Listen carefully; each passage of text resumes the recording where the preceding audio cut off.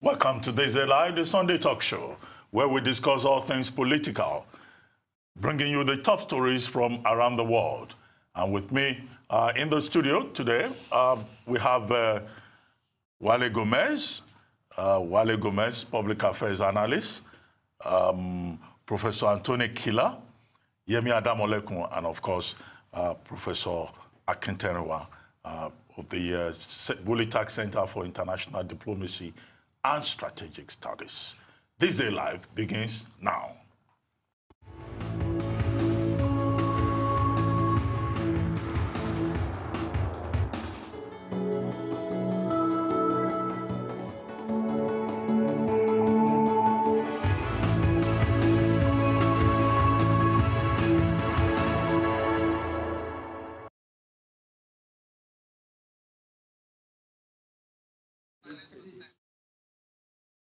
We begin in Nigeria, where due to the non-implementation of the new minimum wage, leaders of labor unions have resolved to start a nationwide strike on Wednesday, October 16, 2019. According to the president of the Trade Union Congress, Quadri Olaleye, if the government failed to implement the new minimum wage by the close of work on Wednesday, the labor unions will be forced to start the main industrial action the following day with a no-warning strike. You'll recall that President Muhammadu Buhari in April assented to the 30,000 naira new national minimum wage bill as approved by the two chambers of the National Assembly. But 6 months after signing the bill into law, the new minimum wage is yet to be implemented. Meanwhile, the Ekiti State government has announced that the implementation of the new minimum wage will begin from October. Well, you know, new national minimum wage. Controversy 6 months after. And of course, the Minister of Labor, Dr. Chris Ngige, has made it clear that what Labor is proposing is not something that government can afford because it will come to a total bill of 580 billion naira. And, you know, the bone of contention is not for staff levels 1 to 6. There seems to be some agreement in that regard. But Labor and government cannot agree on levels 7 to 14 and levels 15 to 17. Labor has proposed to government that look for the consequential adjustment, which is the bone of contention. They are proposing 24% for levels 7 to 14 and 29% for 15 to 17. But the federal government is saying no. What government can do is 6.5% for levels 7 to 14 and 5.5% for levels 15 to 17. And of course, the labor minister has also said that after May 29, negotiations stalled because there was no minister of labor in place, there was no minister of finance, and he has said, well, you will have to put up another negotiation committee to represent the federal government. He said that more than a week ago. More than a week later, he has not put that committee together. So what do we have? Is this a case of blackmail on the part of government, or government trying to say, well, we can't afford to pay and we won't pay? And if that is the case, what does it mean? Prof. Kila. Well, what do we say? Ekiti State better than Nigeria. If Ekiti State can pay it, and Nigerian government cannot pay it, let's take note of that for starters. But the other thing is, government is not trying to say we can't pay. They are saying we cannot pay it. Those who say it doesn't matter if ministers are chosen on time or not should eat their rubbish now, because it's now coming to play that it does matter having your ministers on time, because they have crucial roles to play. The other point is, when this issue of the minimum wage started, some of us who are fans of arithmetic, let alone financial mathematics, noticed that the money was not there. And the voices of those lovers of simple arithmetic was overtaken by the passionate voices of supporters of a government who is allergic to numbers. I don't know if the government is allergic to numbers or the supporters that do not have a flair for arithmetic. The truth of the matter is the money is not there. What the government should do is to say, sorry, the money is not there. Please, the money is not there. Let's see what we can do. From the viewpoint of the labor people, the government has been stalling and has been unreachable to talk to. The government says they're unreachable because there's no minister, there's no team, they're going to do that. It appears to some of us that the government is trying to play for time, perhaps on the 16th. I think the deadline is 17th, or is it 16th of October? A day before deadline, that has been the tradition of government and labor in Nigeria. A day before the deadline, they call another meeting again to try to hold them. It's just a Nigerian mess, the way I look at it. What we need to do is to sit down and look at numbers realistically to see what is affordable and what is not affordable. Some of us said months ago when this thing was being proposed that the current salary, the current wages are not being paid. Some states, some government officials are still owing money and you want to increase it. And people insisted that it was necessary, especially before elections. So votes have been won. Cliche, but this is the truth. The poetry of elections are over. Now we're in the prose of governance, and that's why we have a problem. I think somebody needs to, and I think Labour has a legitimate right here. Those who know me know that I'm not exactly a big fan, but in this case, Labour has a legitimate right. Well, I mean, it's a matter of law. I mean, the moment the president signed that bill into law, it became, you know, effective. Binding, yes, binding, since April 21. So it's not something on which, you know, government discuss. Can go back and forth. But, Prof, what do you think? I think differently.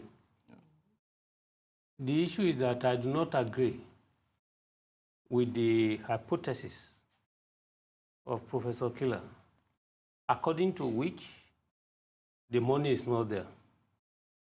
You see, when I read the reports last week about the debate on whether senators, members of the, you know, hollow chamber of the assembly, in terms of purchase of vehicles, when I look at how much money will be involved, when I take a look at what people earn, especially the senior government officials, and then for an increment from 18,000 to 30,000, for a government to come out and purport not to be solvent enough to pay is very, very embarrassing. When you take a look, I like the poetry and prose, you know, argumentative approach Professor Killer brought to it. You look at the money stolen, regularly reported in the media that, look, one government official had diverted so amount of money. You are talking about billions, billions, billions, billions every time. I now ask myself, why shouldn't we compute these ill-gotten monies here and there, all right, and use that one at least as a bailout and pay? I do not subscribe to the school of thought that submits that there's no money. The issue now is that I commend Ekiti State. It's normal. Awolowo made it clear when he was alive that in the former Ondo State, all right, before it was split into Ondo and Ekiti, he made it clear that there is no household where you don't have a graduate working very well and they are always solvent. Even at the height of their social problems, they will find money to educate their people. Now, the essence of that one is when Professor Killer is drawing attention to the efforts of an Ekiti State trying to do the magic, which the federal government will not be able to do. I think that is what is responsible. Our government will need to sit down with its eyes not only open, but openly to see clearly. Let us see how much money can be generated in terms of revenue per state. All right? We know how much we expend. We are never told how much is always generated. So the allocation in terms of salary income, please, we need a special think tank on this problem. It's a challenge. I do not believe that the government cannot pay. The political will to pay is the issue. They do not want to pay. Well, Wale Gomez, let me have your take on this subject.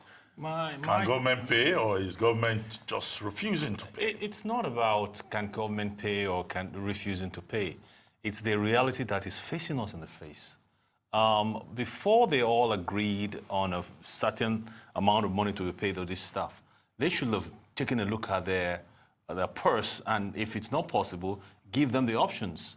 If you say that you want 30,000 per staff, and before the election, you found out that your finances cannot carry it, then you should have come out straight. The moment the president signs the bill, it becomes a law. And there's nothing like they can't pay, we can't pay. Okay. There could be a variance. No, but what they are negotiating is what they call consequential adjustment. Okay. You know, across salary levels, you know, and all of that. Okay. And they've not been able to reach a consensus on that. And that's because of when they checked the variances of their budget, they found out that there will be a kind of a negative variance in their operation. And they have brought it back to the labor and say, we cannot pay. But we have to adjust. Correct. You are very correct, because why did they agree to it initially? Why the agreement? If you know you will be insolvent. In other words, this consequential adjustment should have been part of the original negotiation by the tripartite committee. Yes. Benjamin, what do you think? Well, I think a big part of it is also just the dishonesty. And I think to Professor Killer's earlier point, is the dishonesty around how we came to where we are. Labour had said they were going to shut down the country. We had elections. So the only thing, quite frankly, was for them to acquiesce, even though the numbers don't make any sense. And as he also said, they weren't paying already. So yes, they're doing the consequential adjustment, yes, but the bottom line doesn't change. Consequential adjustment, 5%, 24%, 29%. The federal government cannot pay this money, and the states are not able to pay. And that's really the simple matter of it. Yeah. And then the other option we have is for them to just do the workforce audit and probably bring down some people or remove some from the system. In fact, and that could have is threatening. The federal government will have no option but to retrench. Yes. You know, and if you retrench, then it's like there's no social security giving one thing with the right hand and taking it back with the left hand. Which people don't like to hear it, because that is actually the thought of classical economics, of liberal economics, to say that if one of the possible consequences of the support for minimum wage is a possible reduction in labor force. But that said, which let's leave that to the textbook. This issue also brings to fore another thing: the future of the labor union. The labor union of the future is not that labor union that simply negotiates and barricades and confronts anymore. The labor union of the future should be a labor union that constructs together. They should be employing people like Professor Akintarewa to be showing them where the money is. So that when they go to the table to say, we want 30,000, they should show the government and we the people. Professor Akintarewa has faith and capacity, so he doesn't need to be shown. But you show people like me, who do not believe that the money is there, where the money is. So they will do a table, an Excel sheet, where they list all the possible money they're going to list and say, this is the revenue and this is the expenses. Then they'll calculate all the amount it will cost to buy jeeps for the House of Assembly, and all the amount it will cost to go on foreign tour, and then all the money they're recovering from Abacha. Yes. You see, when we talk about people stealing money, you cannot steal what does not exist. Yes. It is simply because you have money somewhere. That's why you are able to steal them. But that's right. You're right. You're right. But to that point, I agree with you. What I'm saying is that the labor union, you're doing better than the labor union. The labor union should be talking like you. They should say, the money is here. This is the money we're asking. Give it to us. Take it from here. Take it from that place precisely. And number two, when they signed the agreement, the labor union should have made it clear to the whole world that this agreement is signed. This is why we're not on the street. Well, Professor Killer, we're going to take a short break now here on this day, live, the Sunday Talk Show. When we return, the conversation will continue. Don't go away. Welcome back to This Day Live, the Sunday Talk Show here on the Arise News channel. Still with me in the studio, I have Wale Gomez, Public Affairs Analyst, Professor Anthony Killer, Director, Center for International Advanced and Professional Studies, Professor Bola Akintarewa, Director General, Bulitag Center for International Diplomacy and Strategic Studies, and Yemi Adamolekun, Executive Director, Enough is Enough. Well, still in Nigeria. The federal government has announced plans to return toll gates to federal highways. The Minister of Works and Housing, Babatunde Fashola, stated this while a brief State House correspondence after the Federal Executive Council meeting on Wednesday with President Muhammadu Buhari in Abuja. In 2003, former President Olusegun Obasanjo abolished toll gates from federal highways. But Fashola said the return of toll gates was part of the discussions during the meeting. On the move to return toll gates, Fashola said the move has gotten to an advanced stage, adding that there is no reason why we can't toll.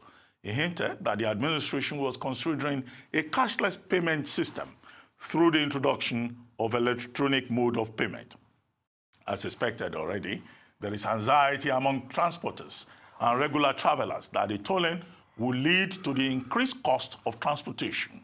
Debates have even erupted as to what manner of electronic tolling the government is likely to adopt, given that a good number of transporters are illiterates. Well, toll gates, I mean, we take 2 steps forward, we take 4 steps backwards.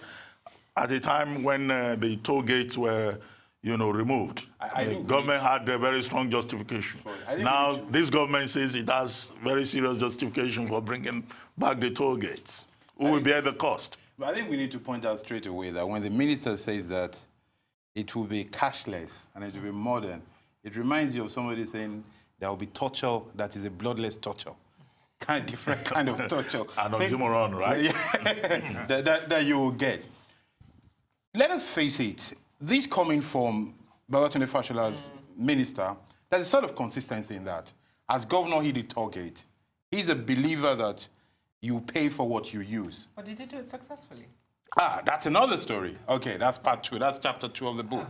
So chapter 1 is that he's consistent with that. Chapter 2 is how far, so far, the one he has done in the past. Has he been successful? How well has he been sustained? But you see, the missing link here, and this is chapter 3, and this is where we have a huge problem with the Nigerian system. We had toll gate before.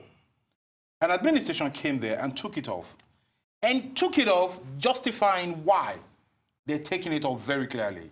Saying, A, it is corrupt, it is annoying, it is not efficient because the amount it takes does not even touch what they need. And essentially it was corrupt. It was corrupt, and it was just a nuisance. Now, we're having a new toll gate system in less than, 6 months after election. There's been no debate to say, here we are going to do it, let's talk about it. This is why we're going to do it. This is how we're going to do it. This is how much we hope to raise from doing it. No. So one wise man is speaking to all of us, and we just have to conform. And I hope these things are documented for history, because it tells you the kind of level of democracy or system we're running. And by the way, and I stop here, the opposition that the PDP has put forward, shame on them. Very poor positioning they've taken on the matter. It's not something that is consonant to an opposition party. There's no alternative. They just ramble some few things. So Nigerians are generally in trouble with this thing. But that said, and I stop here, it must be said that, again, if the government needs money, they have to get money from somewhere. But you see, it's a mindset. The favor this kind of situation is giving us as a people is that we're growing up in democracy. We're forced to understand that there are different modes of governance.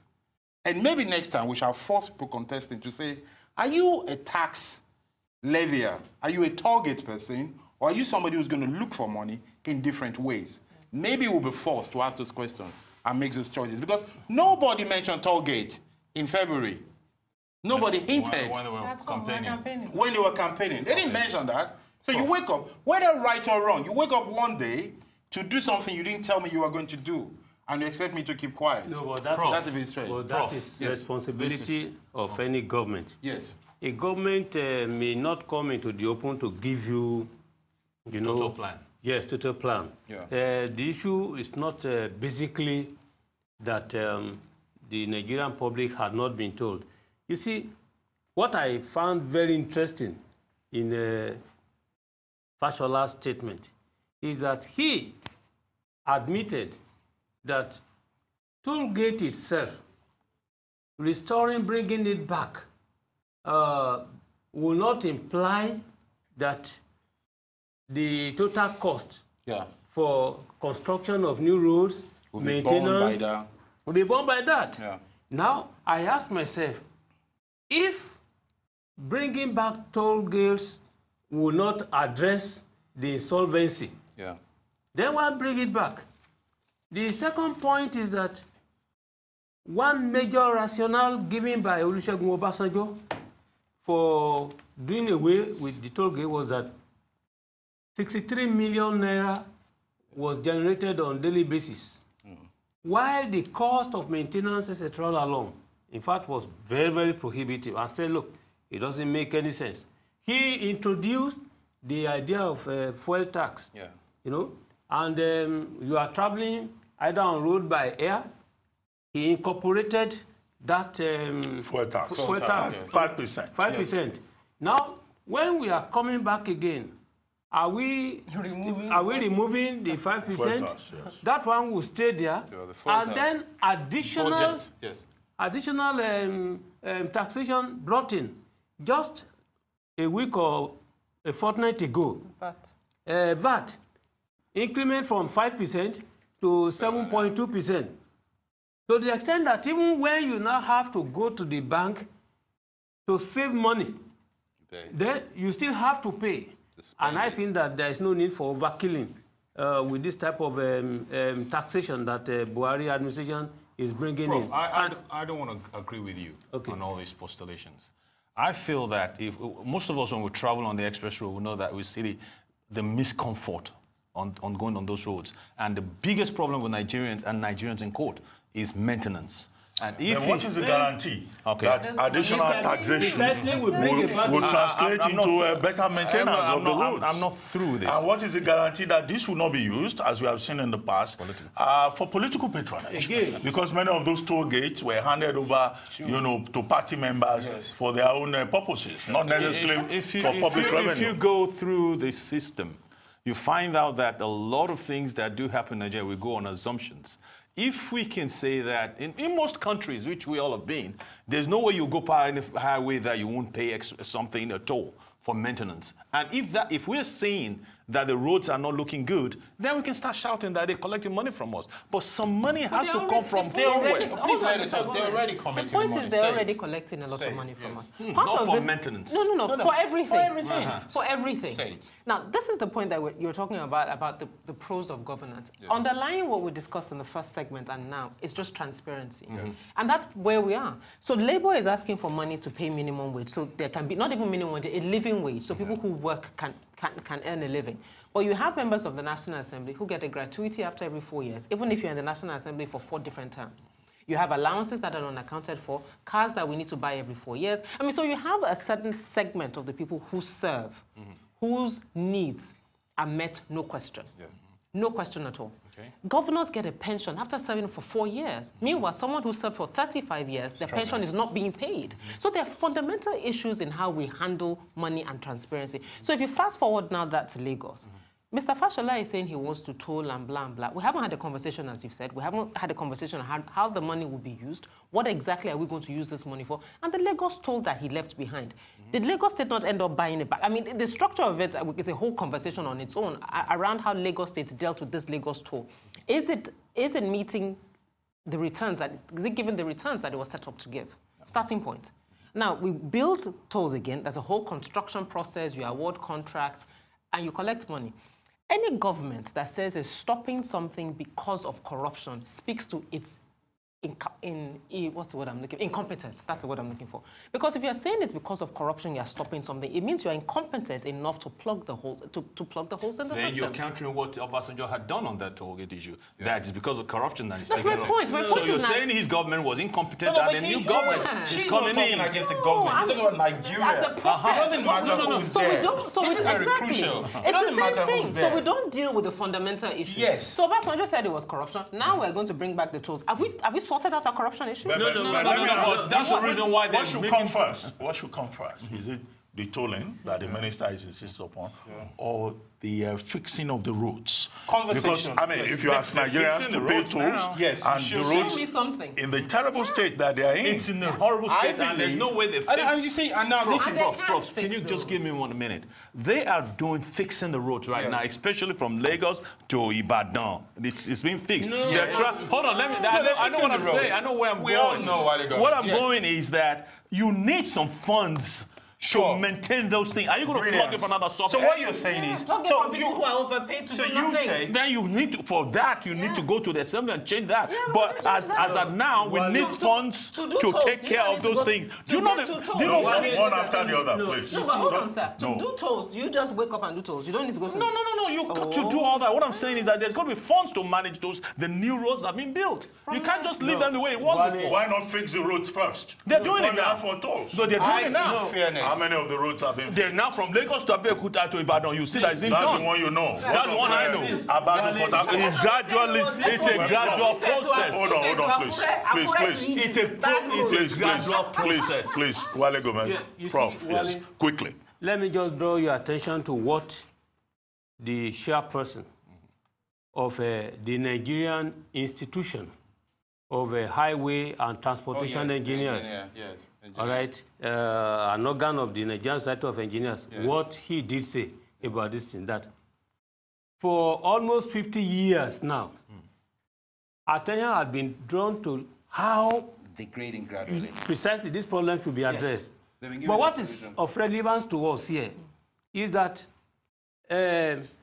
road reform, a bill had been passed, given to President Muhammadu Buhari. He has not assented to it. And that this problem at the end of the day had been there, but we are not showing any keen interest. So for a fashioner to just come out one afternoon without discussing with the general public to say they want to make a change in continuity, please, I think it's unnecessarily Well, embarrassing. Prof, you cannot be more correct. But now we need to take another short commercial break here on This Day Live, the Sunday Talk Show. Don't go away. This Day Live, the Sunday Talk Show, here on the Arise News Channel. Still with me in the studio, I have Wale Gomez, Public Affairs Analyst, Professor Anthony Kila, Director, Center for International Advanced and Professional Studies, Professor Bola Akintenrewa, Director General, Bolitech Center for International Diplomacy and Strategic Studies, and of course, Yemi Adamolekun, Executive Director. Enough is enough.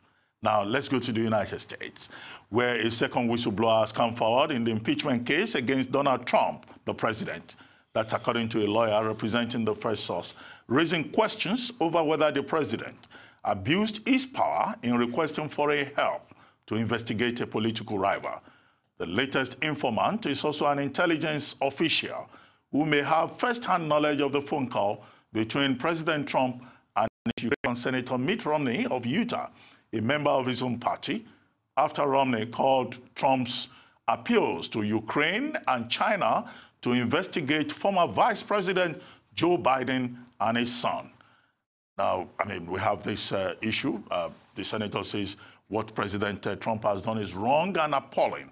And President Trump even claimed in one tweet that he had heard that there are people in Utah who regretted voting for Romney, who won an open Utah seat for United States Senate in 2018 with nearly 63% of the vote.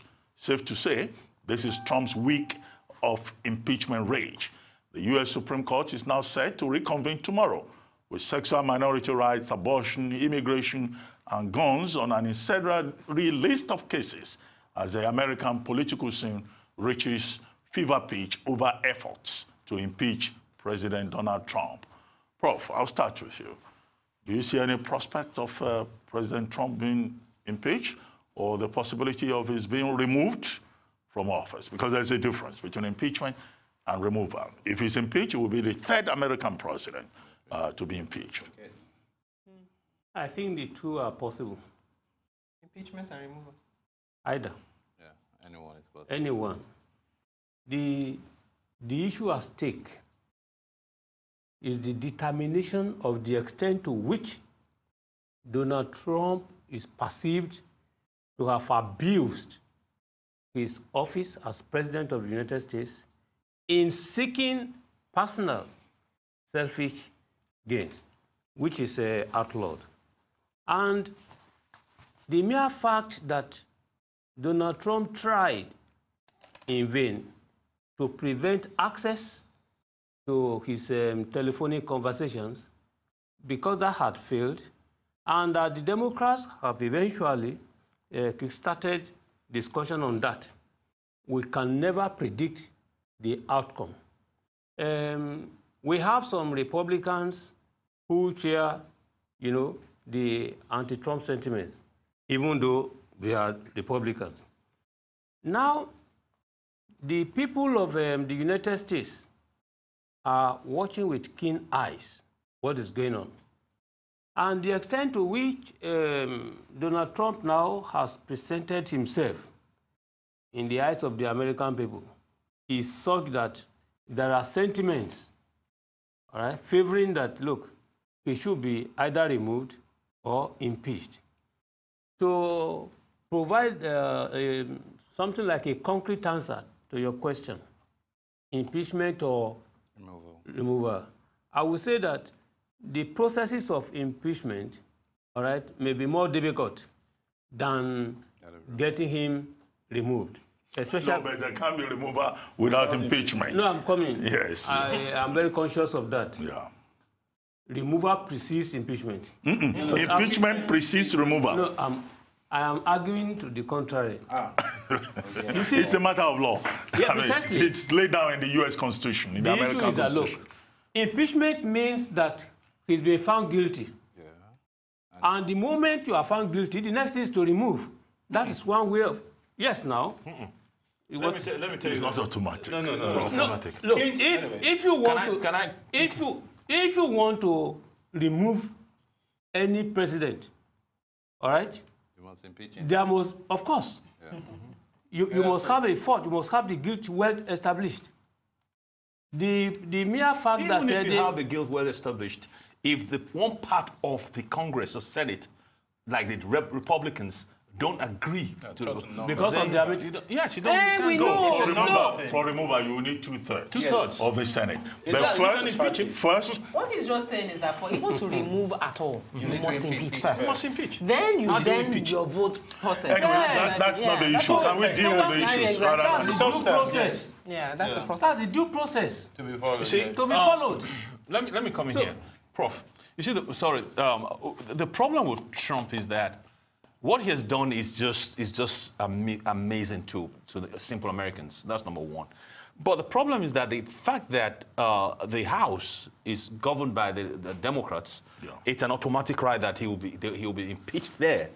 But when it gets to the Senate, this is where the problem is going to be. If it's an open ballot, then I guarantee you Trump will not go. But if it's a closed ballot, Trump will go. I think it's more subtle than the way you're putting it, Wale Gomez. You see, let us say one thing first. If Trump ends up being impeached or removed, he will have fulfilled the saying that he who lives by the sword dies by the sword. Because Trump is a product of non-establishment, non-process, no protocol, non-finance of politics. And that is what is killing him. Sadly for us, the idea of a sitting power telling a foreign power to put pressure on an opponent is illegal. To interfere. To interfere. In the political process. To interfere. In the sovereign state. You see, in other times in history, it is hinted at. Everybody is conscious that you should never do that. But it is hinted at. It is never done. Now, because Trump lacks all this finesse, he has gone out to say it. And there's something very fascinating about Trump. Which actually brings in mind something in theology to me, which is the sin we commit out of ignorance. In fairness to Trump, crazy as he is, he doesn't genuinely see that what he's done, he cannot see the gravity of it. He believes, I think this person is corrupt, investigate the bastard.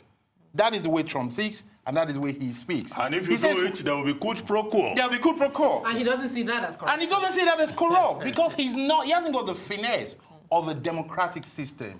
He's a brutal, and I say this technically, he's a brutal tradesman, a trader who deals. Yeah, he doesn't got all the deals, man. So when he thinks so, he thinks what he's doing is commonsensical. But again, we'll repeat, democracy is not common sense. No. The public interest is not just common sense. No. It is a combination of rules, laws, and protocols, which at best will be quickened. Now, to the point Wale Gomez was saying, you see, interestingly, the American parliament is a bit more complicated than that simple thing. It is not because there are Republicans or Democrats that Trump will be saved or lost. It's a matter of principles. The people like Trump, Mitt Romney, people like Romney coming out to talk, you know what they're doing? They're hinting at other Republicans that no, this is bad. Yeah. We've had enough. We've had enough of this. Because you see, they see, and this is where living by the sword and dying by the sword. The sword which helped Trump to rise up, breaking down the establishment, is coming to haunt him because they're seeing him as he's bad for the brand. Yeah. He's bad for the values. Good point. So let me have the Senate now. Let me have the simple numerical strength. He's at risk. Apply. Yes. And I think for me, it's just the beauty of democracy at play. And I mean, yes. I mean, you said Nigeria is the world's first democracy, blah, blah, blah, blah, that we are still learning from. But seeing it being tested, pressure tested, for me, I think it's very fascinating, both for those within the US and for those of us who are observing. And at least ultimately, we'll also speak to not only the Republicans who are saying, we've had enough, but also constituents who are beginning, because the process of constituents engaging their representatives is a lot more developed than we have here. Yes. But all of them quickly signaling to their own representatives that, no, this is not the America we are proud of, or we want to show the world that this is acceptable behavior. So it'll be interesting. Well, Prof, you have the last word on this. Because you were mixing up the impeachment and the removal. No, he was just talking about the process. We are talking about, at the end of the day, he has pointed out now that even if the Senate has the numerical majority and does not go along with the House, the principle, the attachment that, look, we are Americans, this thing should not be doable at all. That means that in terms of voting, the Americans will vote normally, logically. American You see, that's where you guys are wrong. And in this case, I have said that, look, time will tell. As it is now, you can never say it is going to be removal or impeachment. Okay? Donald Trump has a problem he generated for himself. And he's now left to do that one. Especially if you now look at developments at the level of Ukraine. Is it not just last Thursday now that she's now saying, okay, also investigate the sun, asking China to take a look at that. So Donald Trump himself doesn't have any focus anymore. Well, the process is very clear. I mean, what it takes is for a member on the floor of the House of Reps to initiate the process against the president, and it takes a simple majority in the House of Representatives to say that the president has been impeached. And then, of course, for removal, it goes to the Senate.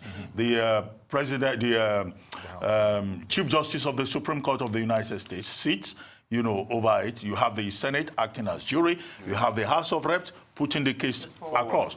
And what you need is 2/3 majority in the Congress, for the president to be removed from office.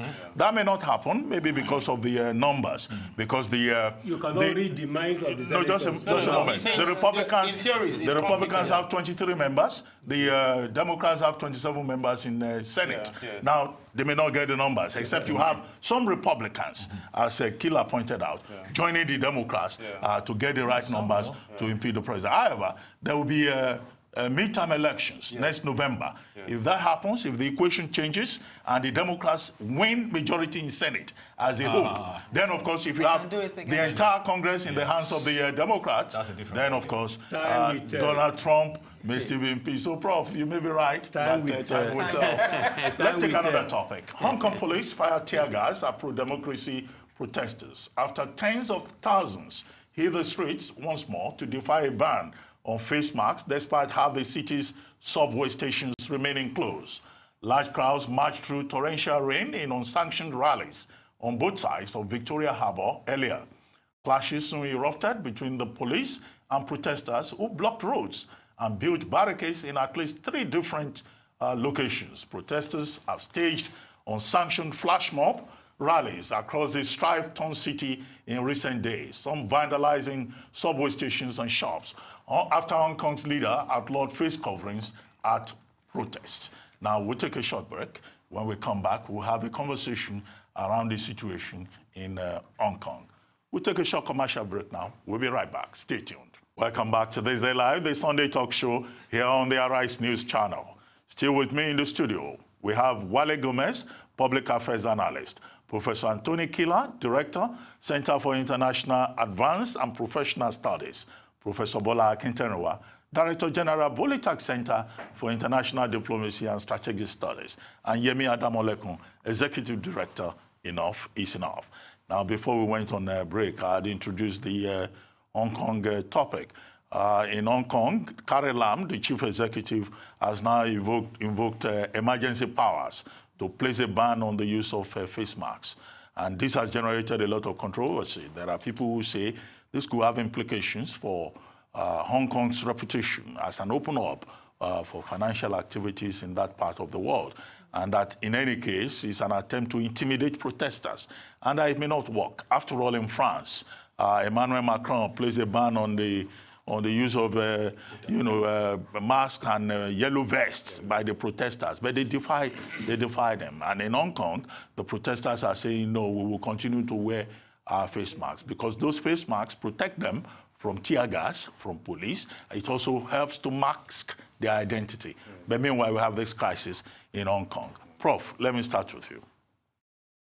I think if the government of Larry Kam is saying that people killed police officers and their identity had to be known. And if the protests continue and increasingly becoming, a recidivist burden on government, there's nothing wrong in having the government consider different approach. The protest is not between the Hong Kongers and the government. It is more a deep problem, a deep-seated one between the West, particularly America and United States on the one hand, and China on the other. Britain, United States are giving active support to the protesters. That is not proven. Well, from the reports, even as of today. Akintenuwa is known to have sources. Okay.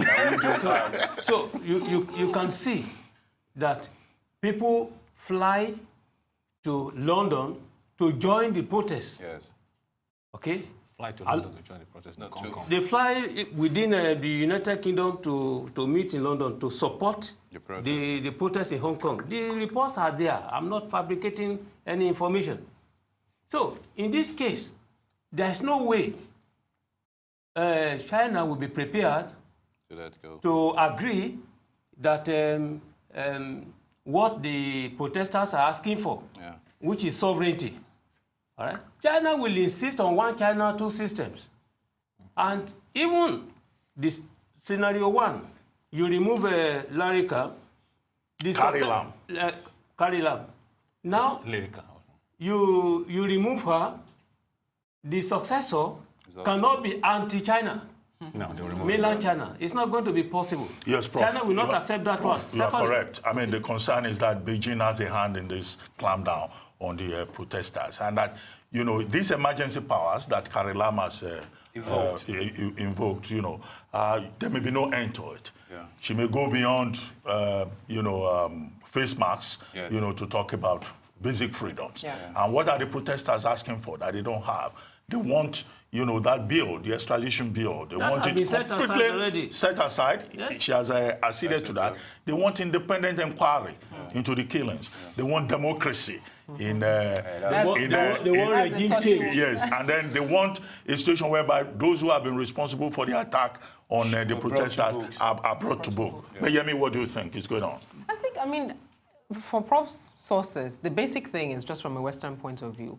supporting people who are protesting and want democracy, freedom of speech, freedom of that is it's a given. Granted, Exactly, and it's a given that not only countries but also individuals in those countries will support them. But I think you're right. I think therein lies the challenge, is that the protesters as a proxy fight between what mainland China and what democracy means, if you want to use that word. That's what China is claiming. China is saying this has been instigated by Britain and the United States. My thing is that they don't need to instigate it. The fact is what it stands for symbolizes what the UK and the US stand for. So you can add that all you want. But it's Hong Kongers who are choosing that this is what they want. You're choosing to be on the road. You're choosing to put your life at risk. So my point is that ultimately it's still a choice. So instigate me all you want. And we've seen that in the case of Sowore, for example, here in Nigeria. Instigate however you want to do it. People still make a choice on when to show up, how to show up, and what they want to speak to. So the protesters will continue to fight for that. And I think, to your point, the sticky bit being democracy, we have the rights for this. Now, if Carrie Lam then takes another step of emergency powers, then we need to really be quite concerned about what will happen in Hong Kong. I think you are quite correct. But let's take one more topic before we close the program today. To the athlete, and this has to do with athletics. On Friday, Sawa Eid Nasser ran faster than anyone else since 1985 to win the women's 400 meters at the World Track Championships ahead of Shaune Mila Ubio. Nasser was born Ebelechukwu Agbakun in Anambra State. Here in this country, living with her Nigerian mother, she later changed her name and began to compete for Bahrain. Her rise to be the best in the world in 400 meters has led some to suggest that African countries are not doing enough to retain their talents. Now, this is a young, Nigerian lady who is now being described as an Asian star, and she grew up here. She left, as recently as 2013, she won the junior championship in Nigeria. And then in 2014, she decided to adopt Bahrain as her country. And now, is Bahrain. Huh? But she started here is the case, yes. The point is she started here.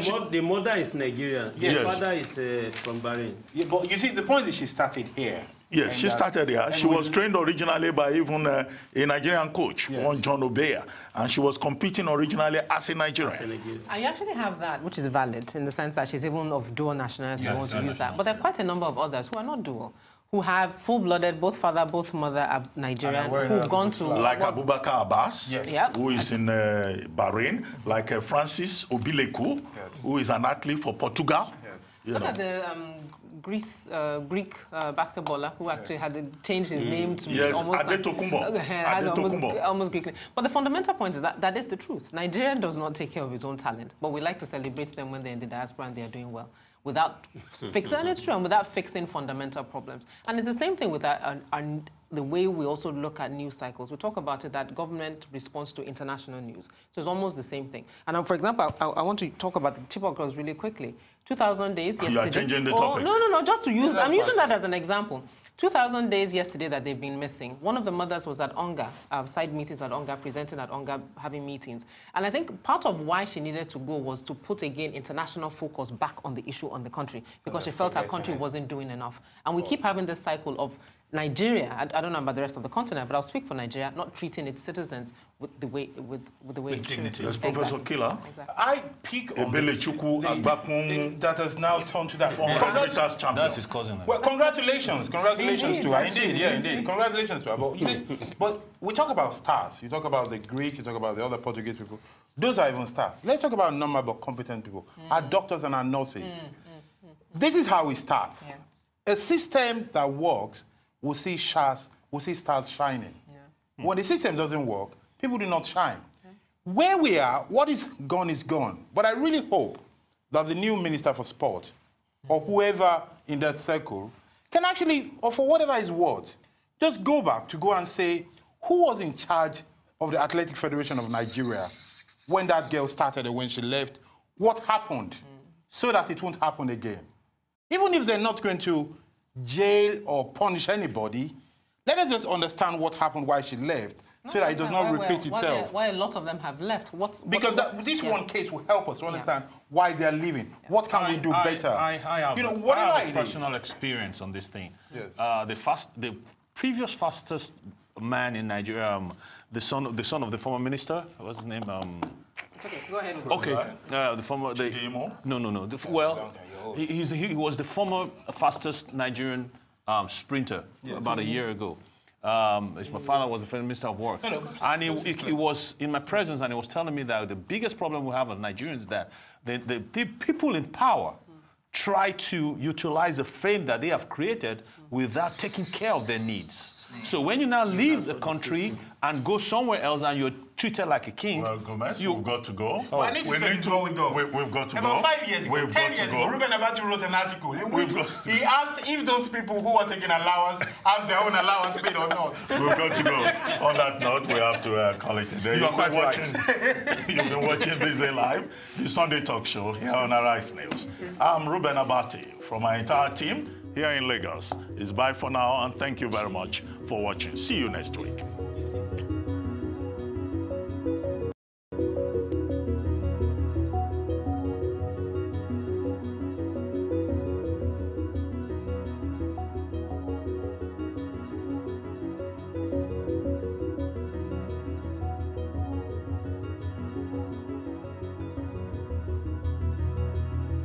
you